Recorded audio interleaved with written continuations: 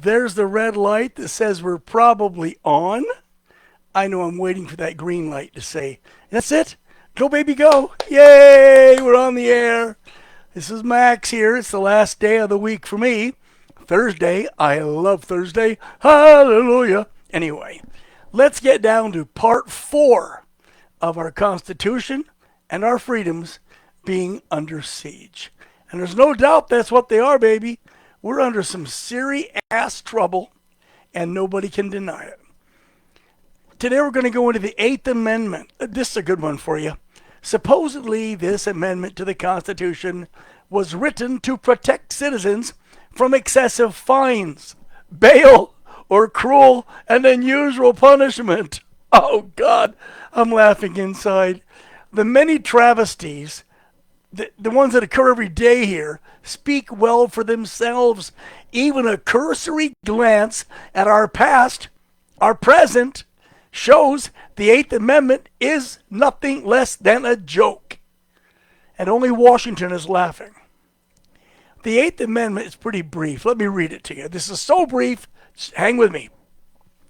Excessive bail shall not be required, nor excessive fines imposed, nor cruel and unusual punishments inflicted. Quote, unquote. You hear that? Let's start with excessive bail shall not be required. How about excessive lack of bail? From sea to shining sea, from border to border, from the heartland to the cities, we've got rogue judges everywhere. You remember it was said that power corrupts? I have yet to meet a judge who's had the seat for over a year who is not corrupt.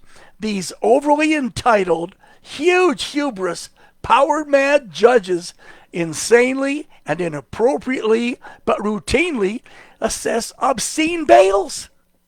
There seems no recourse for anybody who's been assessed too much or too little bail for the alleged offense. Let's paint an example. Joe Lunchbox, he's our favorite victim here.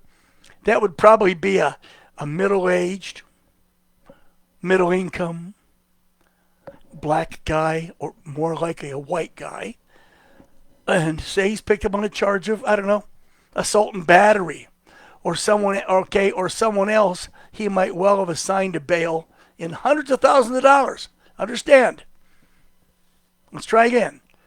If Joe Lunchbox is arrested on a charge of assault and battery, on somebody else, he beat somebody up, he could easily see a bail of hundreds of thousands of dollars or more, assuming he's your average middle-class citizen or maybe lower middle. There's no way in hell he's going to find the money. He's going to have to put the house up, if he hasn't paid for, to the bail bondsman. And that money's gone.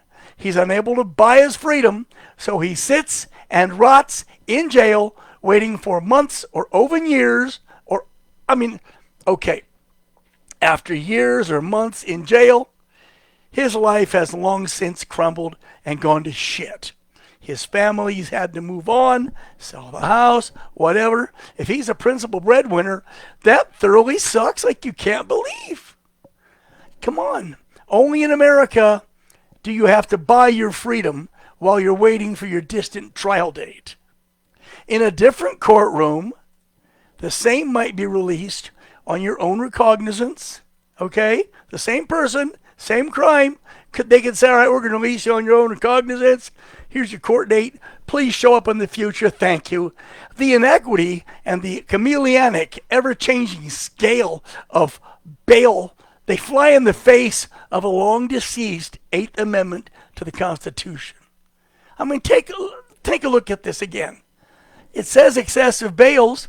What about the guy in New York it's his 40th arrest for the same crime, and he's released on recognizance? Violent crimes, drug crimes, sex crimes. He's released no bail. The carpenter in Iowa who slapped somebody is going to rot in jail for months before he comes to trial at the hands of a public defender. So let's move along. Let's take a look at the part that says, nor excessive fines imposed, shall we? Also, arbitrary and incalculable by the same mind, we see excessive fines imposed for some of the craziest shit and equally crazy people. Again, this almost always relies on how the judge is feeling at the moment as to what the fine's going to be. His wife kicked him out of bed. His dog bit him. Baby, you got a fine that's going to be like the national debt. Do you realize that these fines are more often assessed and implemented by unelected bureaucrats? Yep, some appointed judge riding high on hubris, because he is a god, don't you dare challenge him, is going to hold your wallet in his or her hand, and there's not a damn thing you can do about it, because he is God and you are suffering under his power. I know of a judge right here in the county where I live who's that way. It seems there's no justice because you turn in a judge finds out you did it, even if the judge is censored, which means nothing. You're in trouble because they'll get you. They'll get you 5 days from Sunday. But last but not least, go back to the amendment, is that portion that reads, I love this, nor cruel and unusual punishments inflicted, end quote. What do you call being sentenced to spend time in a prison where life isn't only cheap, it has no value at all? What do you call being put in an institution that is rife with robbery, rape, torture, illegal drugs? Even the best of our prisons, let's call them the least worst of our prisons, they're not safe. In prison, you follow a different set of rules. Guards will tell you the inmates run the show. All the guards do is keep them inside the walls. If you want to live to see your sentence expire, you'll follow those rules. A pickpocket or maybe an embezzler, nonviolent criminals, might well be locked away with killers, rapists, transsexuals, all manner of dangerous deviant. And there's no promise, not even intimation of safety for anybody who enters the joint. Do you understand this? You go to jail, you're taking your life in your hands, they're tossing your ass in there. Regardless of where a person's confined, regardless of the prison or the jail, it's in facilities all noted to be living hells. Take Rikers Island in New York, for example. Murder at Rikers is commonplace. Life for virtually anybody committed to that shithole is often no better than a man-made living hell. Is it cruel? Yeah. Is it unusual? Not by today's standards. Today, we don't seem to give a damn. Lock them up. They're not human. We don't care if we put a couple of sex-mad rapists, minorities in with some little majority thin banker. We don't give a damn. Once that gavel drops, they're off our mind. Another example is the Idaho State Penitentiary. This is among the worst of the worst in America. It's the former home of that infamous inmate fight club. Remember when it was managed by a private company and prisoners were forced to fight, sometimes to the death, at the pleasure of guards and administrators and inmates who laid down bets on the winner. Today, inmates still suffer from overcrowding, unsanitary conditions bordering on criminal, such as feces on the floors, toilets that don't work. The guards seem to have no empathy, and the administration regards inmates as something far less than human. Even in America's least worst prisons, there's a violent gang culture, equally violent homosexual culture, illegal drugs, the threats of violence, including torture and rape, and these are BAU people, business as usual. And then, of course, let's drive into the ultimate in cruelty, and I do mean this when I say this, the death penalty. It's an exercise in hypocrisy and cowardice and revenge. These are all, characteristics you don't want to have fastened to your name. Coward, hypocrite, vengeful bastard. Here is a convicted murderer. Okay, he took an innocent life, maybe more than one. Sentenced to death, jury of his peers. Yeah, that's a laugh. Tortured by the years it's going to take, 10, 20, 30 years before he is put to death. And I say he, because in America, for some reason, Doesn't matter how bad they are, we just don't execute women. We'll kill men, we'll even kill a child, but not a woman. His execution takes place in an unholy ritual with as much pomp and splendor as a church service. All state prisons where abominable practices like the death penalty happen have their own unholy ritual. Driven by revenge, never by justice, capital punishment states demonstrate the cowardice and hypocrisy of the system. All right, here's your ritual.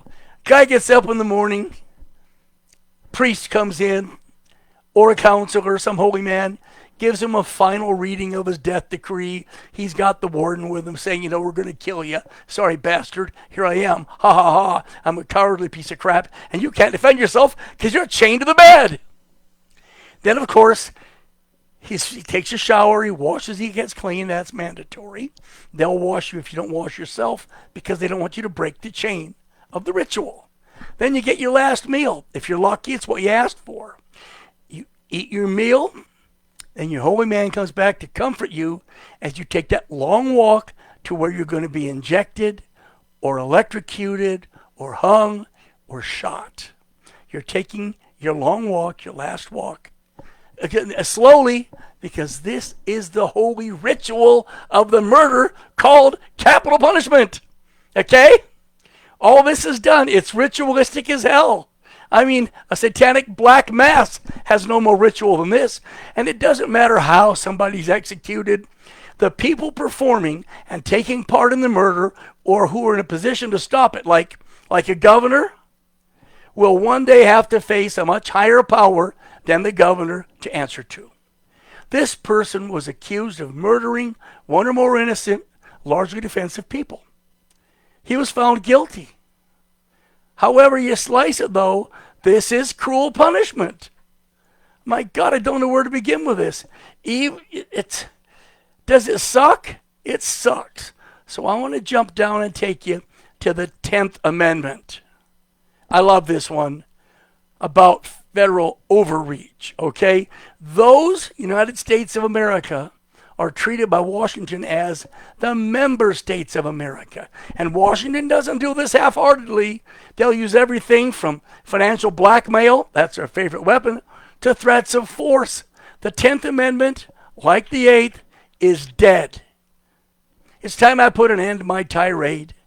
You must recognize the trouble we're all in. Our Bill of Rights lay in tatters. Washington is forcing itself upon us. If not one way, another way. We are on the brink of armed revolution as Washington continues to press us, push, poke, looking for a weak spot in order to conquer us once and for all. A fascist regime has been growing in our horizon for over 50 years, and it's coming closer and closer with each passing day. The indomitable spirit of the American conservative is the only fiber strong enough to support us in our continuing, but losing, bid for freedom.